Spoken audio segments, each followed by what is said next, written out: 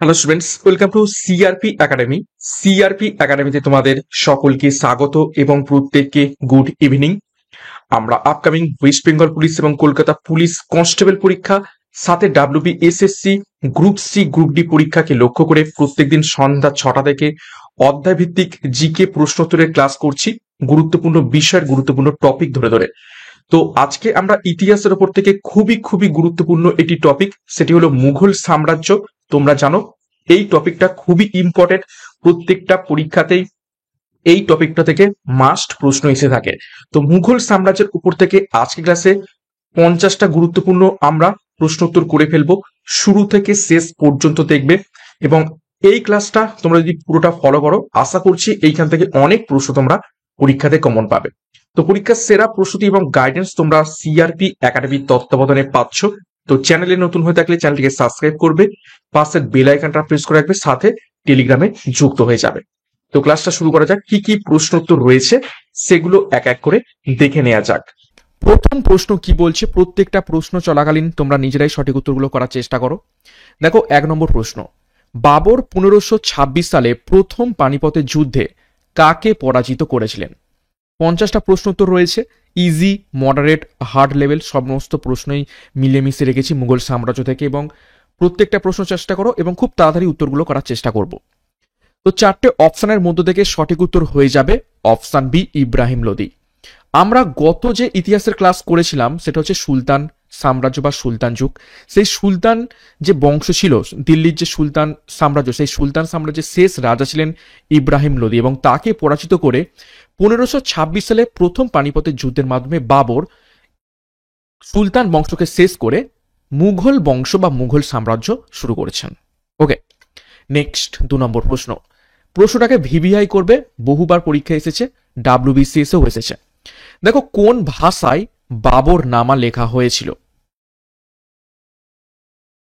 নিচের কোন ভাষায় বাবর নামা লেখা হয়েছিল?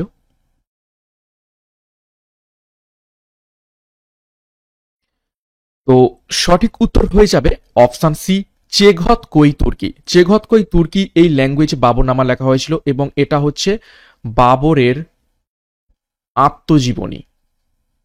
আত্মজীবনী অর্থাৎ বাবর নিজেই নিজেই লিখেছেন, এবং এর অ্যাকচুয়াল নাম কি? তুজুক ই বাবরি। ঠিক আছে, তুজুক ই বাবরি। নেক্সট দেখো, 3 নম্বর প্রশ্ন, দিন ই ইলাহি কে প্রবর্তন করেন? খুব ইজি প্রশ্ন।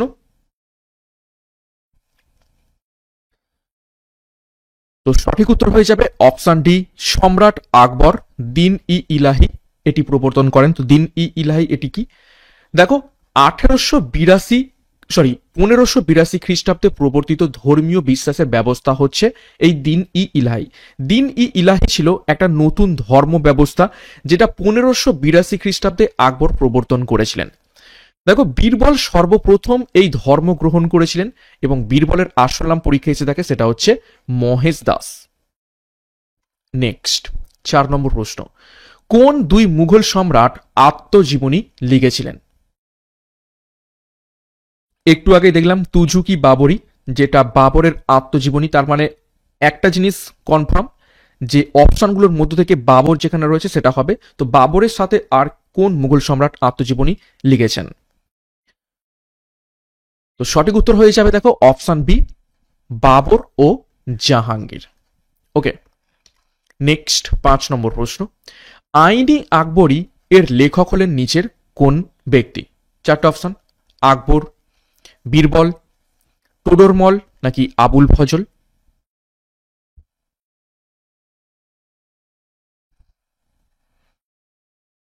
তো সঠিক উত্তর হয়ে যাবে এখান থেকে অপশন ডি, আবুল ফজল আইনি আকবরী লিখেছেন, এবং শুধুমাত্র আইনি আকবরী নয়, তার সাথে সাথে আকবর নামাও তিনি লিখেছেন। নেক্সট 6 নম্বর প্রশ্ন, হুমায়ুন নামা কার রচনা? প্রশ্নটাকে ভিভিআই করো, খুবই গুরুত্বপূর্ণ প্রশ্ন, তোমাদের বিগত বছরের পুলিশ পরীক্ষারই এটা প্রশ্ন ছিল। নিচের কোন ব্যক্তি হুমায়ুন নামা লিখেছেন? দেখো, হুমায়ুন, আবুল ফজল, গুলবদন বেগম নাকি বাদাউনি? সঠিক উত্তর হয়ে যাবে অপশন সি, গুলবদন বেগম। তো গুলবদন বেগম ছিলেন আর কেউ নয়, হুমায়ুনের নিজের বোন অর্থাৎ বাবরের কন্যা। নেক্সট 7 নম্বর প্রশ্ন, অমৃতসরের স্বর্ণ মন্দির তৈরি করার জন্য কোন মুঘল সম্রাট শিখদের জমি প্রদান করেছিলেন?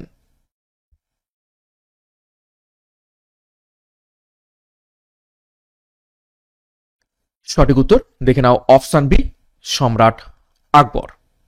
একটু ডিটেলস দেখবো। দেখো, আকবর এই উদ্দেশ্যে প্রায় 500 একর জমি দিয়েছিলেন। শিখ গুরু, যিনি চতুর্থ গুরু ছিলেন শিখদের, রামদাস এই মন্দির তৈরি করতে শুরু করেন।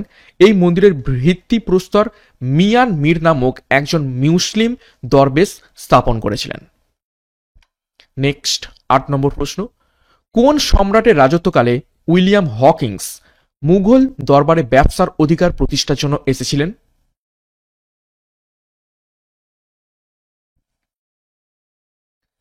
নিচের কোন মুঘল সম্রাটের দরবারে উইলিয়াম হকিংস ব্যবসার অধিকার প্রতিষ্ঠার জন্য এসেছিলেন? তো সঠিক উত্তর হয়ে যাবে এখান থেকে অপশন বি, জাহাঙ্গীর। ঠিক আছে, জাহাঙ্গীরের দরবারে 1609 সালে উইলিয়াম হকিংস এসেছিলেন, কিন্তু এই 1609 সালে জাহাঙ্গীর উইলিয়াম হকিংসকে যে ব্যবসার জন্য যে ইস্ট ইন্ডিয়া কোম্পানি প্রতিষ্ঠা তার কিন্তু অনুমতি দেননি।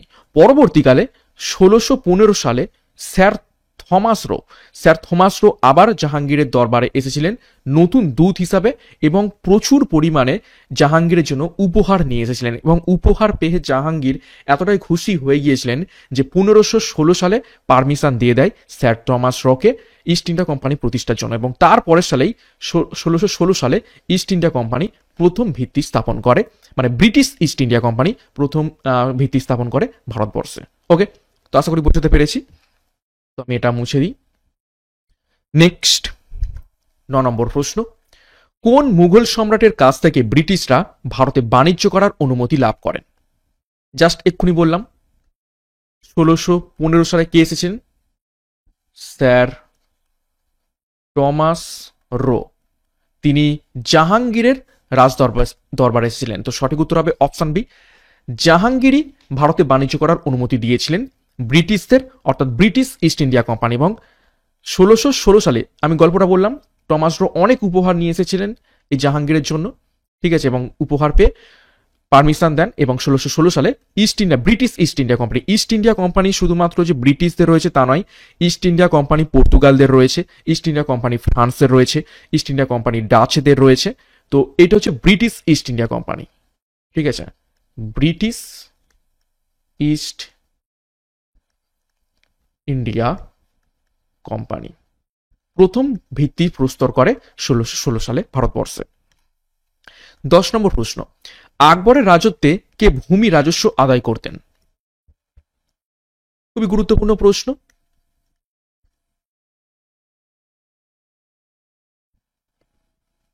সঠিক উত্তর হবে দেখো অপশন এ, টোডরমল। টোডরমল ভূমি রাজস্ব আদায় করতেন। নেক্সট একটি গুরুত্বপূর্ণ ঘোষণা, তোমাদের সামনে ডাব্লিউপি কনস্টেবল পরীক্ষা।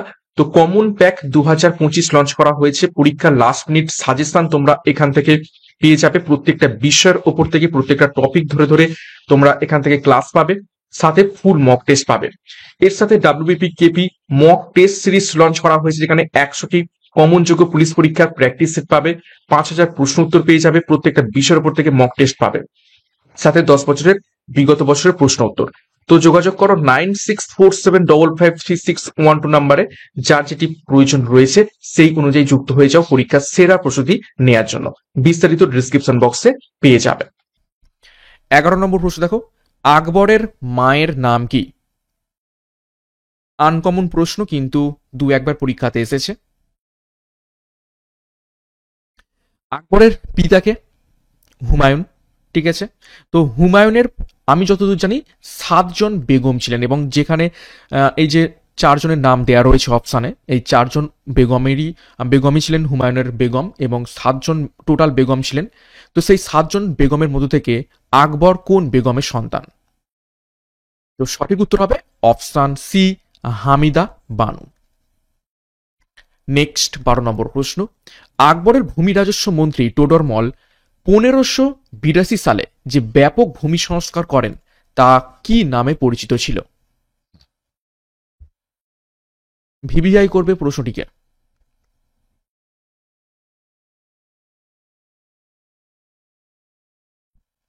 সঠিক উত্তর হবে অপশন বি, দহশালা বন্দোবস্ত।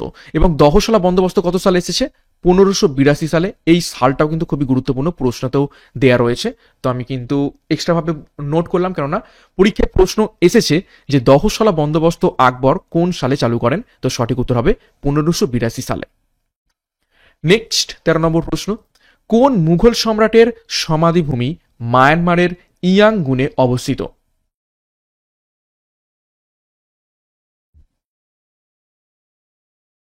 নিচের কোন মুঘল সম্রাটের সমাধিভূমি মায়ানমারের ইয়াঙ্গুনে অবস্থিত? তো সঠিক উত্তর হয়ে যাবে অপশন বি, বাহাদুর শাহ জাফর। 14 নম্বর প্রশ্ন, আকবরের গুজরাট জয় উপলক্ষে ফতেপুর সিক্রিতে কোন স্থাপত্য নির্মিত হয়? ভিভিআই করো, এটাও খুবই গুরুত্বপূর্ণ প্রশ্ন। মুঘল সাম্রাজ্য থেকে একদম ছাঁকা প্রশ্ন কিন্তু পরীক্ষায় এসে থাকে, একটু ভালো করে পড়লে কিন্তু হুবহু কমন পাওয়া যায়। এবং আজকের 50টা খুবই বাছাই করা প্রশ্ন। তো সঠিক উত্তর হবে অপশানে মিলে নাও, বুলন্দ দরওয়াজা। প্রশ্নটা উল্টেও আসে যে বুলন্দ দরওয়াজা কে নির্মাণ করেছেন? সঠিক উত্তর হবে আকবর। বুলন্দ দরওয়াজা কেন নির্মাণ করেছেন আকবর? সেটা হচ্ছে গুজরাট জয় উপলক্ষে। 15 নম্বর প্রশ্ন, বাবরকে দিল্লি আক্রমণের জন্য কে আক্রমণ জানান? আমরা একটু আগেই দেখলাম 1526 সালে প্রথম পানিপথের যুদ্ধ হচ্ছে ইব্রাহিম লোদি ভার্সেস বাবর। তো এই যে ইব্রাহিম লোদিকে বাবর আক্রমণ করছেন এবং যার ফলে প্রথম পানিপথের যুদ্ধ হচ্ছে, এই আক্রমণের জন্য কে আমন্ত্রণ জানান? তো সঠিক উত্তর হবে অপশন সি, দৌলত খান লোদি। নেক্সট 16 নম্বর প্রশ্ন, ঔরঙ্গজেবের পুত্রদের মধ্যে কে সর্বশেষ মুঘল সম্রাট হিসাবে পদাতিক হয়েছিলেন?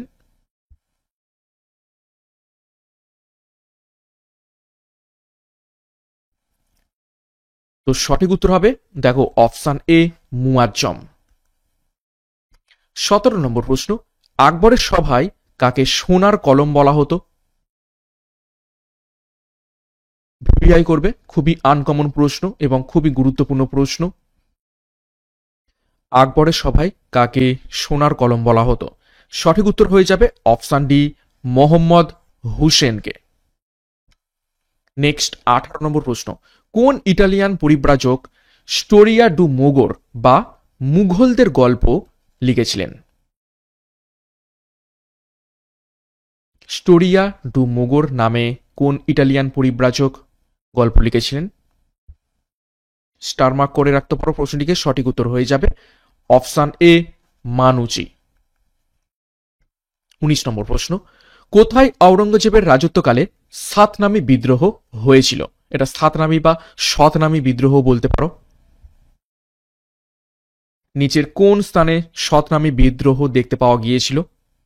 শতনামী বিদ্রোহ কত সালে হয়েছিল দেখা গিয়েছিল?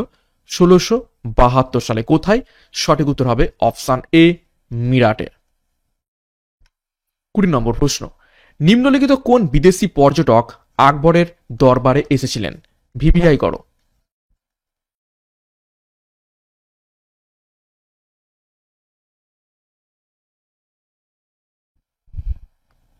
তো সঠিক উত্তর হবে, দেখো, অপশন ডি, র্যালফ ফিচ।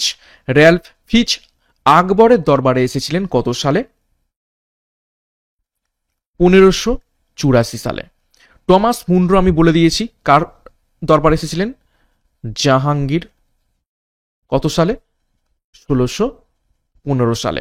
এবং মানচি এসেছিলেন কার সময়? ঔরঙ্গজেব। ওকে। নেক্সট আরো একটি গুরুত্বপূর্ণ ঘোষণা, আপকামিং কলকাতা পুলিশ এবং West Bengal police SI main পরীক্ষাকে লক্ষ্য করে সম্পূর্ণ ডেসক্রিপটিভ ব্যাচ কোর্স লঞ্চ করা হয়েছে।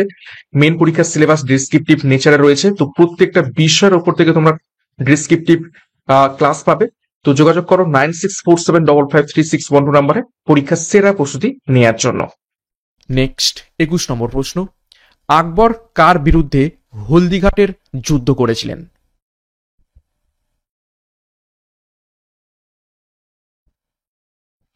নিচের কোন রাজ্যর বিরুদ্ধে হলদিঘাটে যুদ্ধ করেছিলেন? সঠিক উত্তর হয়ে যাবে অপশন বি, মেবারের বিরুদ্ধে। কত সালে হয়েছিল? 1576 সালে। ডিটেলস দেখব। দেখো, মেবারের রাজা উদয় সিং আকবরের প্রতি আনুগত্য দেখাননি, সুতরাং মুঘলরা 1587 খ্রিস্টাব্দে মেবার আক্রমণ করেছিলেন। মেবারের রাজধানী চিতোর 1568 খ্রিস্টাব্দে মুঘল শাসনের অধীনে এলো, কিন্তু এই সময় উদয় সিং মারা যান এবং তার পুত্র রানা প্রতাপ সিং মুঘলদের বিরুদ্ধে এই যুদ্ধ চালিয়ে যেতে থাকেন। এই অবস্থায় 1576 খ্রিস্টাব্দে হলদিঘাটের যুদ্ধ হয়েছিল এবং কাদের কাদের মধ্যে হয়েছিল? রানা প্রতাপ সিং এর সাথে আকবরের হয়েছিল এবং রানা প্রতাপ সিং হেরে গিয়ে বনে গিয়ে আশ্রয় নেন। ওকে, তো এই হচ্ছে হলদিঘাট যুদ্ধের ডিটেলস। নেক্সট 22 নম্বর প্রশ্ন, কাকে রাজশক্তির পিছনের শক্তি হিসাবে বিবেচনা করা হতো? চারজন মুঘল সাম্রাজ্যের বিখ্যাত নারীর নাম দেওয়া রয়েছে বা বেগমের নাম দেওয়া রয়েছে, নূরজাহান, মমতাজ মহল, রোশন আরা, নাকি এদের কেউ না? তো সঠিক উত্তর হয়ে যাবে অপশন এ, নূরজাহান। ঠিক আছে, এবং নূরজাহানের জন্যই জাহাঙ্গীর রাজা হতে পেরেছিলেন এবং তার এই যে রাজশক্তির পিছনের প্রধান শক্তি ছিল নূরজাহান। নেক্সট 23, বাবর কোন যুদ্ধে মেবারের রানা সংগ্রাম সিংকে পরাজিত করেছিলেন? দেখো, গুলিয়ে ফেলবে না, এখানে হচ্ছে বাবরের সাথে মেবারের রানা সংগ্রাম। আর একটু আগে যেটা হলদিঘাটের যুদ্ধ দেখলাম সেটা আকবরের সাথে রানা প্রতাপ সিং, সেটাও কিন্তু মেবারের সাথেই যুদ্ধ হয়েছিল। ঠিক আছে, তো 23 নম্বর প্রশ্নের সঠিক উত্তর হয়ে যাবে অপশন বি, খানুয়া। ঠিক আছে, খানুয়ার যুদ্ধ কবে হয়েছিল? 1527 সালে। তো ডিটেলস দেখবো। দেখো, 1527 খ্রিস্টাব্দে খানুয়ার যুদ্ধে রানা সংগ্রাম সিং এর বিরুদ্ধে যুদ্ধ করেছিলেন বাবর। তারপর দেখো, তিনি 1529 খ্রিস্টাব্দে পাটনার কাছে ঘরঘরা নামক জায়গায় কতিপয় আফগান রাজ্যের শক্তির বিরুদ্ধে যুদ্ধ করেছিলেন। নেক্সট 24 নম্বর প্রশ্ন দেখব, শের শাহ সুরির সমাধি অবস্থিত হচ্ছে নিচের কোন স্থানে?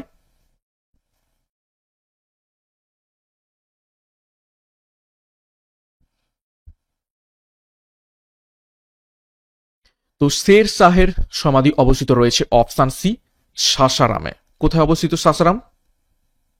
বিহার। 25, বিখ্যাত ইতিহাসবিদ লেনপুল কার সম্বন্ধে নিম্নলিখিত উক্তিটি করেছেন যে তিনি স্থলিত চরণে জীবনের মধ্যে প্রবেশ করে স্থলিত চরণেই তা থেকে বেরিয়ে এসেছেন? কোন মুঘল সম্রাটের সপক্ষে বলতে গিয়ে ইতিহাসবিদ লেনপুল এই মন্তব্য করেছেন? তো সঠিক উত্তর হবে অপশন ডি, হুমায়ুন। ঠিক আছে, হুমায়ুন। কেন? 1530 সালে হুমায়ুন রাজত্ব পেলেও সেটা কিন্তু বেশি দিন টেকাতে পারেননি। ঠিক আছে, 1540 সালে হুমায়ুনকে পালিয়ে যেতে হয়। ঠিক আছে, এবং আবার দীর্ঘ যাবৎ দিন পর 1556 সালে যখন আবার রাজত্ব ফিরে পায়, এই 1556 সালে কিন্তু কি হয়? মৃত্যু ঘটে। ঠিক আছে, মৃত্যু ঘটে। কার মৃত্যু ঘটে? এই হুমায়ুনের মৃত্যু ঘটে। এবং হুমায়ুনকে কি বলা হতো? Problem child of Mughal. ঠিক আছে, প্রবলেম চাইল্ড অফ মুঘল। ঠিক আছে, মুঘলের সমস্যা মানে মুঘল সাম্রাজ্যের সমস্যাজনিত শিশু বলা হতো হুমায়ুনকে। নেক্সট 26, বুন্দেলখণ্ডের কোন দুর্গ অবরোধকালে শের শাহের মৃত্যু হয়? নিচের কোন দুর্গ অবরোধকালে শের শাহের মৃত্যু হয়? সঠিক উত্তর দেখে নাও, অপশন ডি, কালিঞ্জর দুর্গ। কত সালে মৃত্যু হয়েছিল এই কালিঞ্জর দুর্গ আক্রমণ করতে গিয়ে? সেটা হচ্ছে 1545 সালে। নেক্সট 27, আকবরকে কে সুল ইকুল অর্থাৎ বিশ্ব শান্তি এবং ধৈর্যের শিক্ষা দিয়েছিলেন? ভিভিআই করো প্রশ্নটিকে।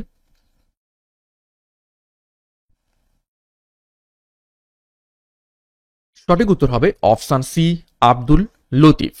এই আব্দুল লতিফের জন্যই কিন্তু আকবর এই সুলিকুলের শিক্ষা পেয়েছেন এবং যার জন্য দেখবে অন্যান্য যে মুঘল সম্রাট রয়েছেন তার মধ্য থেকে আকবর কিন্তু অনেকটাই ধর্মনিরপেক্ষ ছিলেন। ওকে, নেক্সট 28, আকবরের সময়কালে কে দেওয়ান ই আশরফ ছিলেন?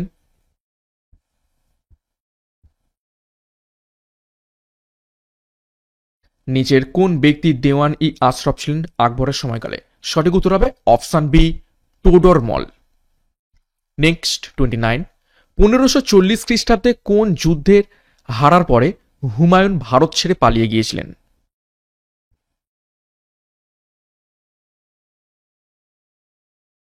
নিচের কোন যুদ্ধে হেরে যাওয়ার পরে হুমায়ুন ভারত ছেড়ে পালিয়ে যান? তো সঠিক উত্তর হবে অপশন সি, বিলগ্রামের যুদ্ধে। কার কার সাথে হয়েছিল? সরি, হুমায়ুন এবং শেরশাহ। ঠিক আছে, এখানে শেরশাহ জয়লাভ করেছিলেন এবং হুমায়ুন পরাজিত হয়ে পালিয়ে যায়। ঠিক আছে, চৌসার যুদ্ধ। চৌসার যুদ্ধ হয়েছিল 1539 সালে। এটাও হয়েছিল কার কার সাথে? হুমায়ুন এবং শেরশাহ। এখানেও শেরশাহ জিতে গিয়েছিলেন। নেক্সট 30 নম্বর প্রশ্ন, কোন মুঘল সম্রাট বাংলা, বিহার, উড়িষ্যার দেওয়ানি ক্ষমতা ব্রিটিশ ইস্ট ইন্ডিয়া কোম্পানিকে দিয়েছিলেন?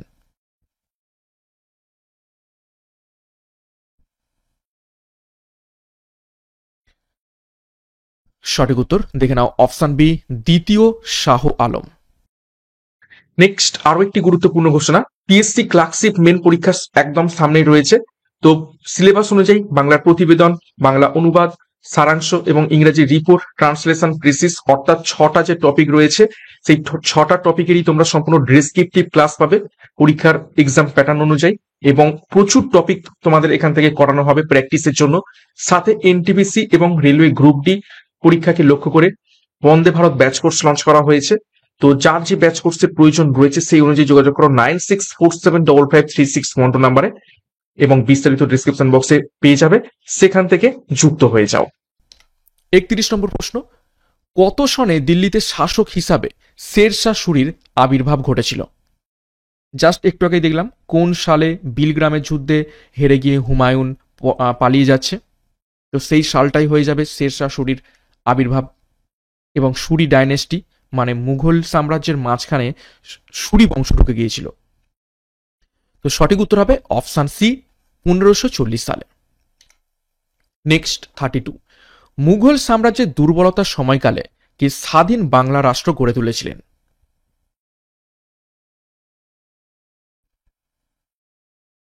নিচের কোন ব্যক্তি মুঘল সাম্রাজ্যের দুর্বলতার সুযোগ নিয়ে স্বাধীন বাংলা রাষ্ট্র গড়ে তুলেছিলেন? সঠিক উত্তর হয়ে যাবে অপশন সি, আলী বর্দী খান। 33, হঠাৎ সিঁড়ি থেকে পড়ে গিয়ে কোন মুঘল সম্রাটের মৃত্যু হয়েছিল? ভিভিআই করো।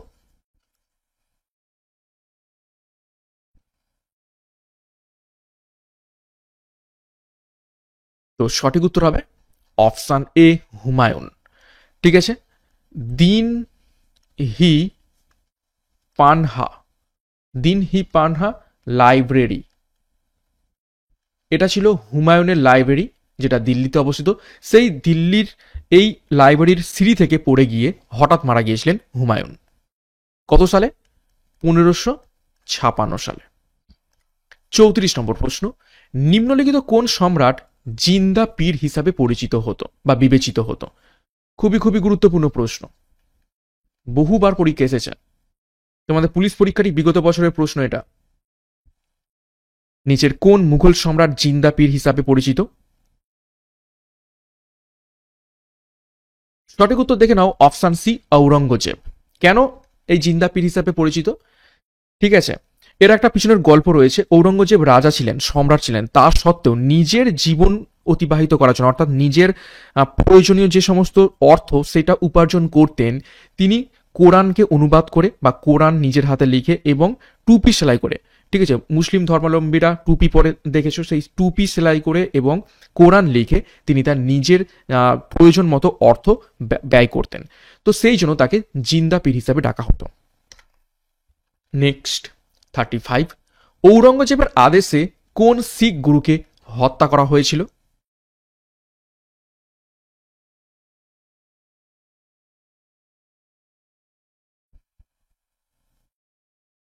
সঠিক উত্তর হয়ে যাবে অপশান ডি, গুরু তেগ বাহাদুরকে। 36, আকবর কখন দাসত্ব বিলোপ করে মানবাধিকার রক্ষা করেন? নিচের কোন সালে আকবর দাসত্ব বিলুপ্ত করে দেন এবং মানবাধিকার রক্ষা করেন? সঠিক উত্তর হয়ে যাবে অপশান এ, 1582 সালে। 37 দেখো, নিম্নে উল্লেখিত ব্যক্তিদের মধ্যে কে জাহাঙ্গীরের রাজসভায় এসেছিলেন? 4 জন ব্যক্তি রয়েছে, Niccolo Conti, Francois Bernier, sir Thomas Roe এবং আথানসিয়াস নিকেতেন। তো জাহাঙ্গীরের রাজসভায় কে এসেছিলেন? সঠিক উত্তর হয়ে যাবে option C, sir Thomas Roe. কত সালে? 1615 সালে। 38, গ্র্যান্ড ট্র্যাঙ্ক রোডের নির্মাতাকে, যেটাকে আমরা শর্টে কি বলে থাকি? জিটি রোড, বিখ্যাত জিটি রোড কে নির্মাণ করেছিলেন?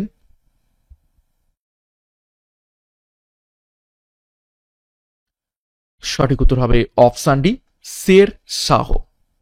নেক্সট 39, শাহজাহানের কন্যা জাহানারা কোন ভ্রাতাকে সমর্থন করেছিলেন? শাহজাহানের অনেক ভ্রাতা ছিল, শাহজাহানের অনেক পুত্র ছিল, ঠিক আছে। তো সেই পুত্রদের মধ্যে সিংহাসন দখল নিয়ে কিন্তু যুদ্ধ বাঁধে এবং তোমরা জানো এই যে 4 জন ব্যক্তির নাম দেওয়া রয়েছে, মুরাদ, সুজা, দারাশিকো এবং ঔরঙ্গজেব, এই 4 জনেই কিন্তু শাহজাহানের পুত্র, কিন্তু ঔরঙ্গজেব সবাইকে হত্যা করে সিংহাসন দখল করেছিলেন এবং শাহজাহানকে বন্দি করে রেখেছিলেন। তো জাহানারা কোন ভ্রাতাকে সমর্থন করেছিলেন? জাহানারা কিন্তু ঔরঙ্গজেবকে সমর্থন করেনি, সমর্থন করেছিলেন দারাশিকো। দারাশিকো ছিলেন শাহজাহানের জ্যেষ্ঠ পুত্র, অর্থাৎ সব থেকে বড় ছেলে।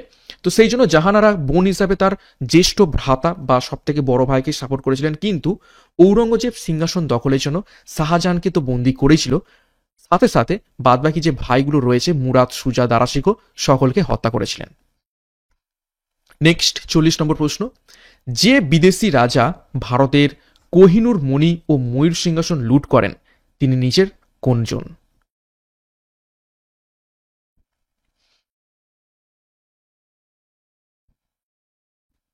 তো সঠিক উত্তর হবে অপশান বি, নাদির শাহ। তো নাদির শাহ দেখো 1739 সালে ভারতবর্ষ আক্রমণ করেন এবং দিল্লি লুণ্ঠন করেন।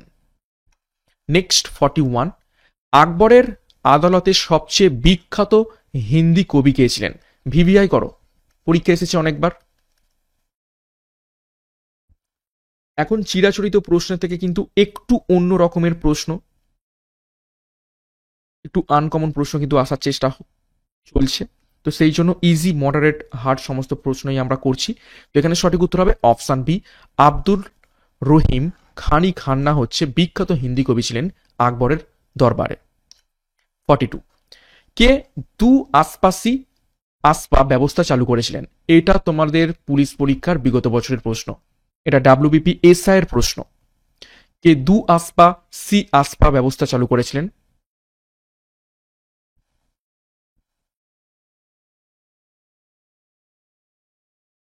সঠিক উত্তর option C, Jahangir. Next 43, Mughal আমলে অথর্ব বেদের অনুবাদ করেন নিচের কোন ব্যক্তি?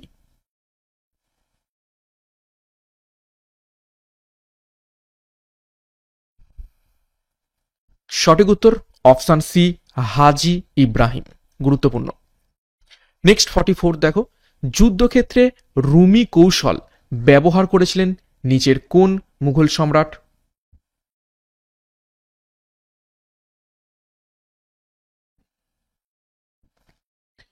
তো সঠিক উত্তর হয়ে যাবে অপশান এ, বাবর। ঠিক আছে, এবং বাবর প্রথম কামান এবং গান পাউডার, ঠিক আছে, প্রথম কামান এবং গান পাউডার ভারতবর্ষে ব্যবহার করেছিলেন বাবর। নেক্সট 45, আকবর যখন ছোট ছিলেন তখন তার অভিভাবক কে ছিলেন? তোমরা জানো 1556 সালে হঠাৎ করে যখন হুমায়ুন মারা যাচ্ছেন সিঁড়ি থেকে পড়ে গিয়ে, তখন মাত্র 14 বছর বয়স ছিল কার? আকবরের। তো এই 14 বছর বয়স থেকে 18 বছর বয়স পর্যন্ত, মানে সাবালক হওয়া না পর্যন্ত তার অভিভাবক কে ছিলেন? সঠিক উত্তর হয়ে যাবে option A, Bairam Khan. Next 46, বাবরের সমাধিটি কোথায় অবস্থিত?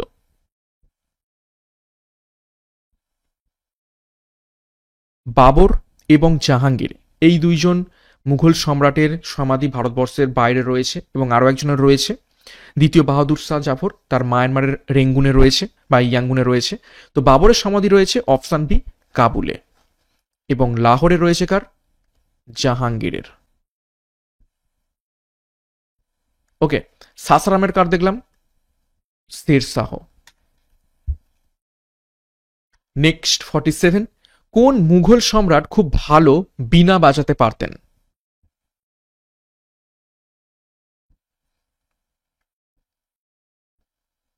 সঠিক উত্তর হবে অপশান সি, ঔরঙ্গজেব।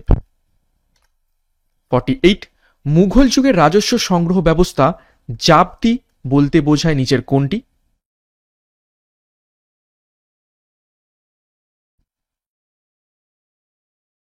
জাবতি ব্যবস্থা বলতে কি বোঝায়? দেখো, চারটে অপশনের মধ্য থেকে সঠিক উত্তর হয়ে যাবে অপশান ডি, মোট উৎপাদনের 1/3। ঠিক আছে। নেক্সট 49, ফতেপুর সিক্রিতে ইবাদত খানা কি ছিল? ইবাদত খানা কে প্রতিষ্ঠা করেন? আকবর প্রতিষ্ঠা করেন। তো এই ইবাদত খানাটা আসলে কি? তো সঠিক উত্তর হয়ে যাবে দেখো অপশান বি, সকল ধর্ম সম্বন্ধে আলোচনা করার জন্য একটি বিশেষ গৃহ, সেটা হচ্ছে ইবাদতখানা। এবং কত সালে এটি প্রতিষ্ঠা করেছিলেন? 1575 সালে প্রতিষ্ঠা করেন। খুবই গুরুত্বপূর্ণ সালটাও। 50 নম্বর প্রশ্ন এবং আজকের ক্লাসের শেষ প্রশ্ন, আমরা যে মুঘল সাম্রাজ্য নিয়ে আলোচনা করছি। দেখো, কে কৃষকদের জন্য কবুলিয়ত ও পাট্টা প্রথা চালু করেছিলেন? ভিভিআই করা প্রশ্নটিকে, পাট্টা এবং কবুলিয়ত প্রথা চালু করেছিলেন নিচের কোন ব্যক্তি? তো সঠিক উত্তর হয়ে যাবে অপশান এ, শের শাহ। ওকে, তো এই ছিল খুবই গুরুত্বপূর্ণ বাছাই করা 50টা প্রশ্ন উত্তর মুঘল সাম্রাজ্য থেকে। 50-এর মধ্যে কার কত স্কোর হয়েছে কমেন্ট বক্সে কমেন্ট করবে, এবং প্রশ্নগুলো কেমন ছিল সেগুলো কমেন্ট বক্সে কমেন্ট করবে।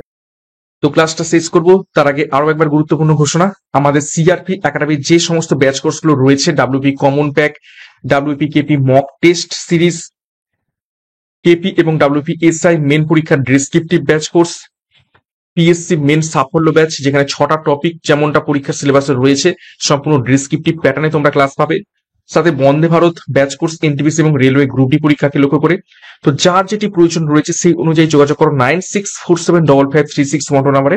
পরীক্ষার সেরা প্রস্তুতি, সঠিক গাইডেন্স এবং স্টাডি মেটেরিয়াল মাধ্যমে নেওয়ার জন্য বিস্তারিত ডিসক্রিপশন বক্সে পেয়ে যাবে, সেখান থেকে যুক্ত হয়ে যাও। এবং সিআরপি একাডেমিতে নতুন হয়ে থাকলে চ্যানেলটিকে সাবস্ক্রাইব করো, পাশের বেল আইকনটা প্রেস রাখো, সাথে টেলিগ্রামে যুক্ত হয়ে যাও। তো আজকের মতো ক্লাসটা এখানেই শেষ করছি। প্রত্যেককে all the best, thank you, by.